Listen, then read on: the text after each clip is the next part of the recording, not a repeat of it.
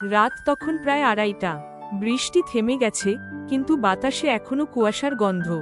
সুব্রত নামের এক লোক ট্রেন মিস করে পুরনো শালতলা স্টেশনের বেঞ্চে বসে আছে।